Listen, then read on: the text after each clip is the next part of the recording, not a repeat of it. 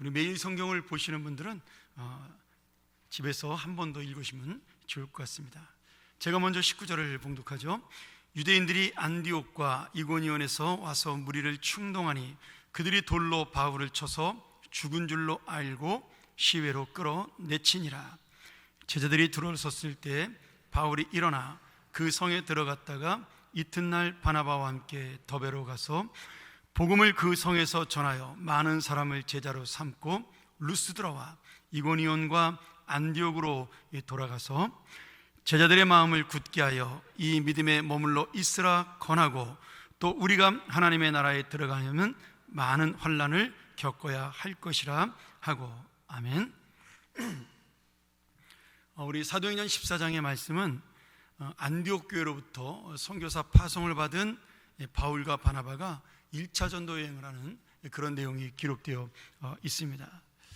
1차 전도 여행은 우리가 이 말씀대로 쭉 따라가면 수리아 안디옥에서 시작하여 바보라는 지역, 이름이 좀 이상하긴 하지만 바보라는 지역, 그리고 바빌리에 있는 버가라는 지역, 그리고 비시디아 안디옥, 이고니온, 이렇게 해서 1차 전도여행을 소아시아 중심으로 마치게 됩니다. 그런데 오늘 이 14장의 본문이 굉장히 중요한 바울의 1차 전도 여행에 있어서 하나님께서 바울을 어떻게 인도하시고, 또 우리 복음을 전하고 하나님의 뜻대로 사는 자가 어떻게 주님의 은혜를 받고 그 힘으로 살아가는지에 대한 말씀을 주고 있습니다. 이 바울은 전도를 하면서 여러 가지 기적을 체험합니다. 특별히 루스드라에서 발을 쓰지 못하는 그러한 나면서부터 걷지 못한 우리 지체장애자를 흔히 말하면 이제 안진뱅이라고 옛날엔 불렀죠. 그런 지체장애를 고치는 역사가 일어나게 됩니다. 그리고 바울이 그들에게 복음을 전하면서 하나님의 복음이 이방인에게 임했다는 이야기를 듣고 수많은 사람들이 이 바울의 복음을 듣기 위하여 몰려오고 예수를 믿게 되는 역사가 일어나게 됩니다. 그런데 우리가 이 성경을 바라보면 하나님의 역사가 있는 곳에 반드시 이 사탄의 역사도 같이 일어납니다. 여러분, 참 신기하게 부흥하는 교회, 성령이 충만한 교회는요, 시험도 많습니다. 이게 참 신기하죠? 아무런 문제가 없고 그냥 뭐 이렇게 역사가 없는 교회는, 성령 역사가 없는 교회는 거기는 시험도 별로 없어요. 근데 성령의 역사하는 교회, 그래서 하나님의 진리를 가지고 이 교회가 올바르게 나아가는 그런 은혜의 역사를 만나는 교회들은요, 반드시 여러 가지 시험이 닥쳐옵니다. 그런데 오늘 이 사도 바울과 바나바도 그런 시험을 만나게 되죠.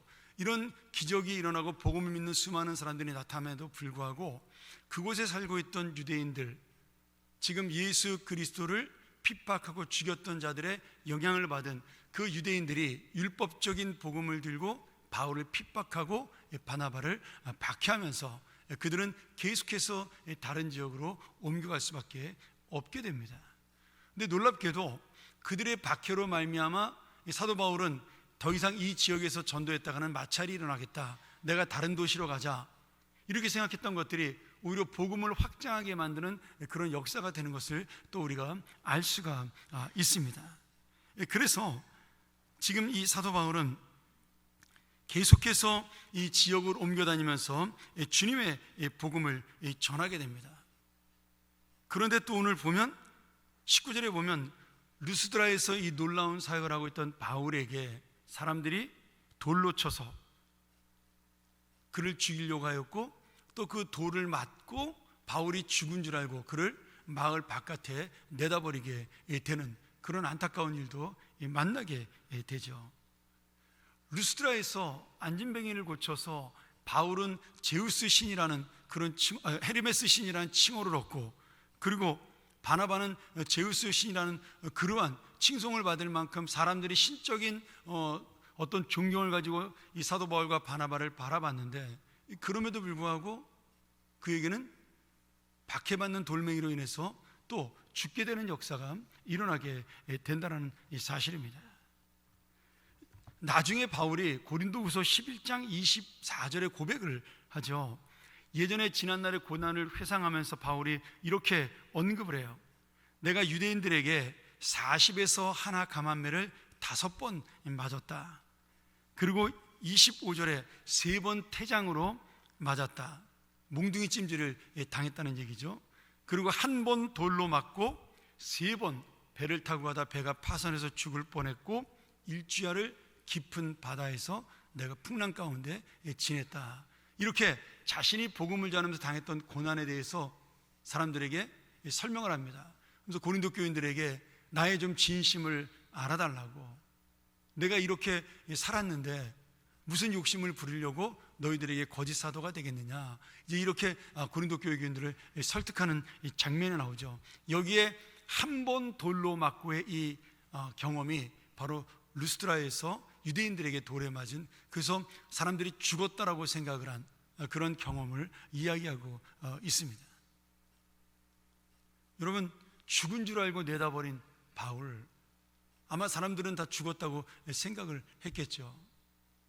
그런데 바울을 내다버렸는데 밤사이에 아침에 바울이 깨어나게 됩니다.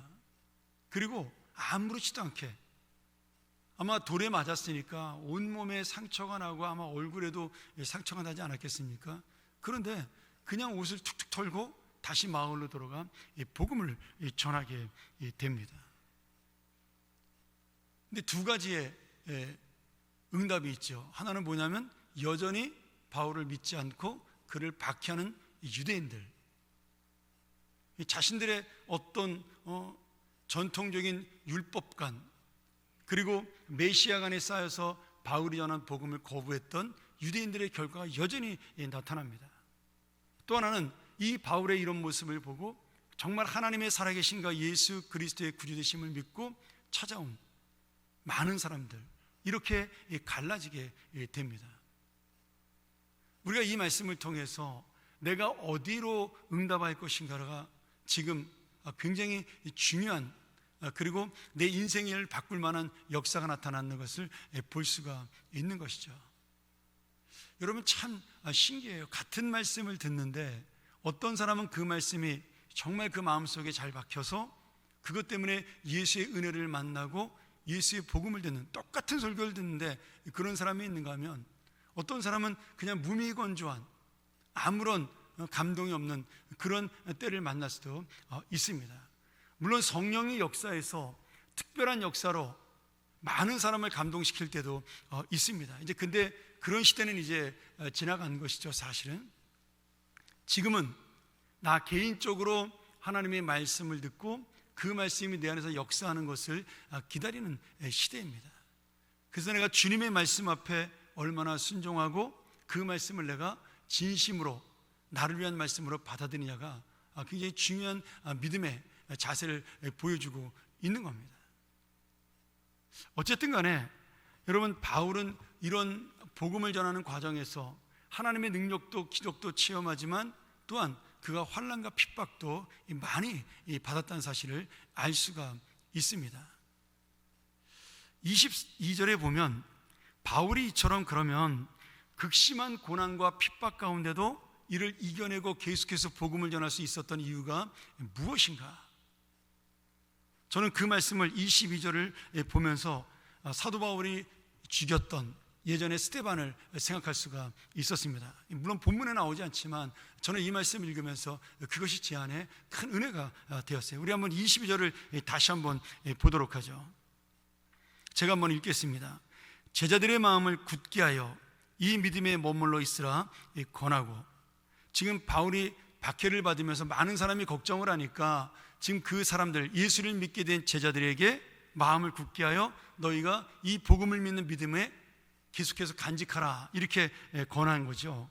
그러면서 바울이 뭐라고 말하냐면, 또 우리가 하나님의 나라에 들어가려면 많은 환난을 겪어야 할 것이니라고 이렇게 고백을 해요.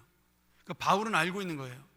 내가 복음을 전하고 하나님 나라에 들어가기까지 수많은 환난을 겪을 것이다. 아마 이때 이미 바울은 내가 아마 순교하지 않을까, 그런 생각을 하지 않았을까, 저는 그렇게 믿습니다.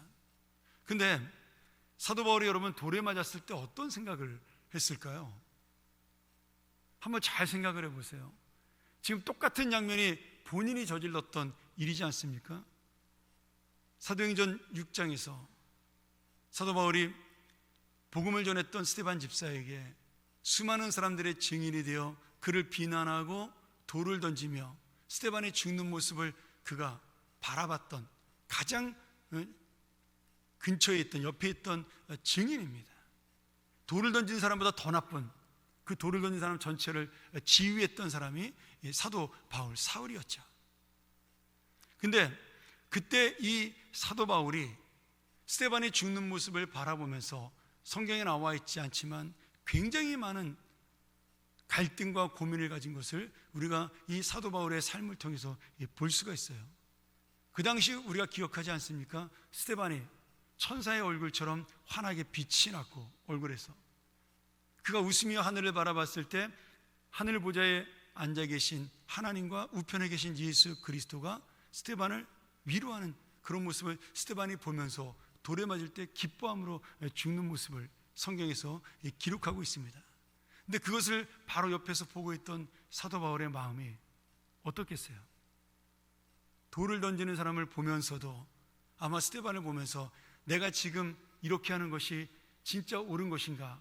저 사람이 왜 저렇게 죽을 수 있을까? 그 고민하지 않았을까요? 아마 그 끊임없는 고민이 사도 바울의 마음속에 남아 있었기에 그가 다메섹 도상에서 그 길을 가다가 예수 그리스도를 환상 중에 만났을 때 그 앞에 무조건 엎드리는, 주여 나는 죄인입니다 라고 고백할 수밖에 없는 그러한 동기가 되었다라고 저는 그렇게 믿습니다.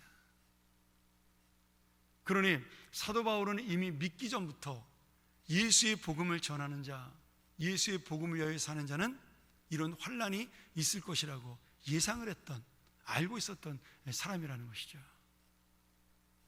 저는 사실 목회를 하면서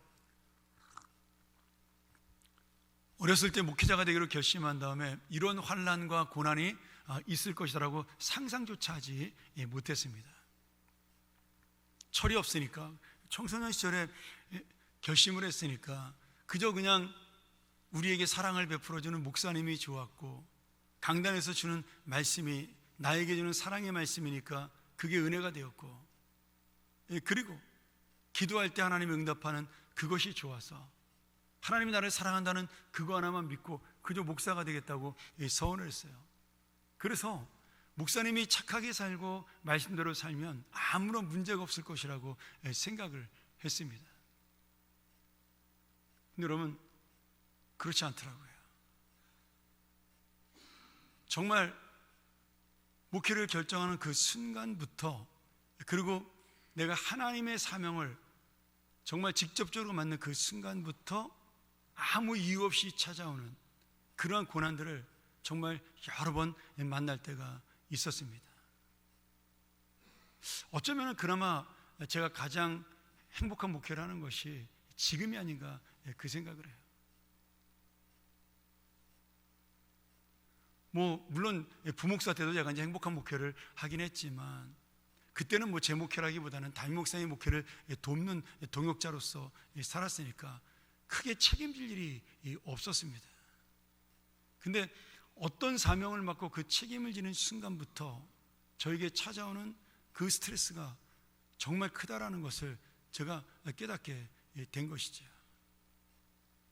그리고 하나님의 말씀을 이제 바로 보게 되면서부터, 감정이 아니라 정말 주님의 마음으로 보게 되면서부터 이 사도 바울의 말씀, 하나님 나라에 들어가려면 많은 환난을 겪어야 한다는 말씀이 진짜라는 사실을 알게 된 것입니다.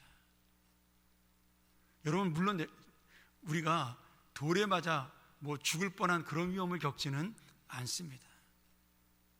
그럼에도 우리에게 주님의 말씀대로 살고 이 복음을 전하려고 내가 결심을 하는 순간부터, 의롭게 살고 진리에 맞춰서 주님과 함께 동행하려고 살려고 결심하고 그렇게 삶을 돌이키는 순간부터 내 마음속부터 나오는 시험으로 시작해서 주변의 유혹과 그리고 주변의 핍박, 이런 것들이 얼마나 우리를 괴롭히는지 모릅니다.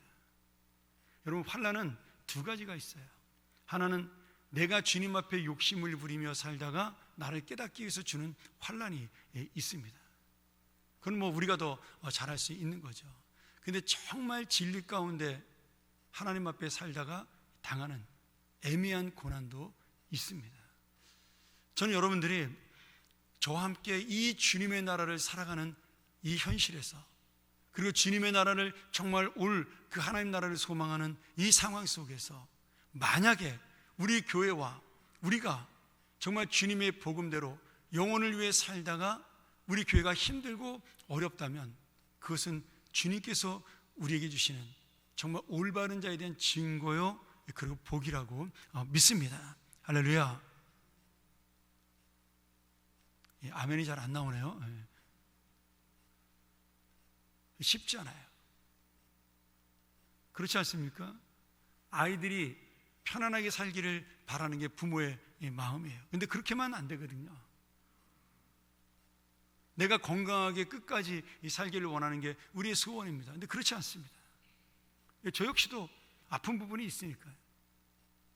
그러니까 우리가 그렇게 살면서 내가 주님의 정말 말씀대로, 주님 나에게 이런 몸을 주시면 내가 더 열심히 일할 수 있을 것 같은데, 내가 더 잘할 수 있을 것 같은데, 하나님이 마치 사도 바울에게 준 가시처럼 그것을 나에게 주신다라는 거예요. 근데 바울은 그것을 없애달라고 기도하기도 했지만 그것이 내게 족하다라고 또한 하나님 앞에 만족했던, 기쁨을 놓치지 않았던 그런 믿음의 사람이었습니다. 그러니 내가 오늘 살아가는 이 순간에 오늘 주님의 뜻대로 살다가 만나는 어려움, 인간관계, 특별히 제일 많은 것이 인간관계죠.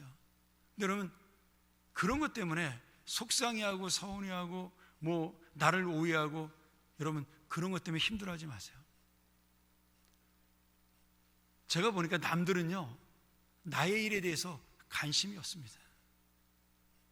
그냥 지나가는 말처럼 재미삼아 던질 수는 있지만 한 주일도 되지 않아서 다 잊어버립니다. 남의 얘기는 그렇습니다.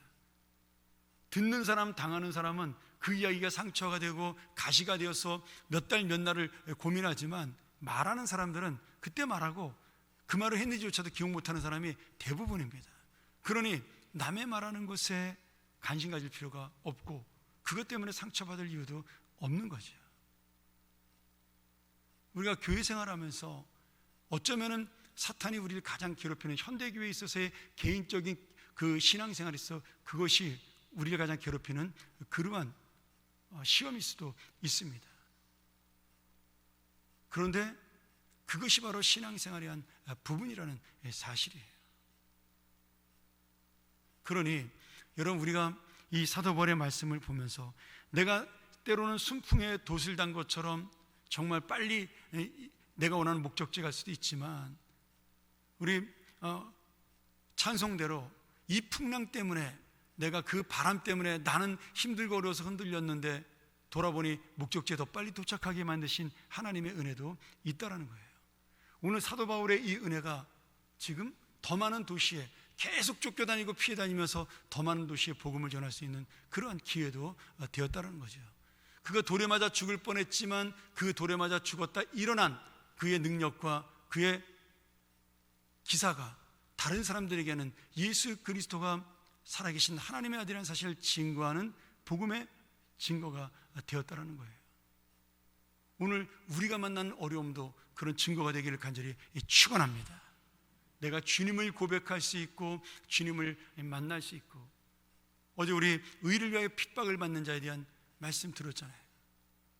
그 의를 위하여 내가 달려가다가 만나는 고난 속에 하나님의 나라가 있다는 사실, 여러분 예수 그리스도의 말씀이나 지금 사도 바울의 말씀이나 똑같습니다. 하나님 나라에 들어가는 많은 환난을 겪어야 된다.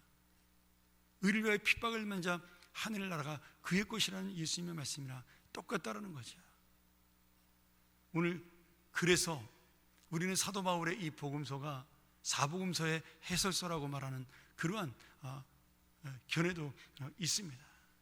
오늘 이 말씀을 통해서 다시 한번 우리의 상황과 현실을 인도하시는 하나님, 또한 이 현실과 상황을 통해 우리를 만지시고 다듬어 가시며 우리를 성장시키시는 하나님, 그럼에도 주님의 뜻을 이루고 거기에 주님의 은혜를 만나게 하시는 하나님, 그 하나님이 오늘 우리의 하나님이요, 우리의 구원자시오, 여러분의 인생을 인도하고 저와 여러분이 함께 붙들어가는 그러한 하나님의 사실을 믿고 다시 한번 이 말씀이 나의 말씀이 되고 이 말씀이 나의 고백이 되는 그런 귀한 시간 되기를 간절히 축원합니다.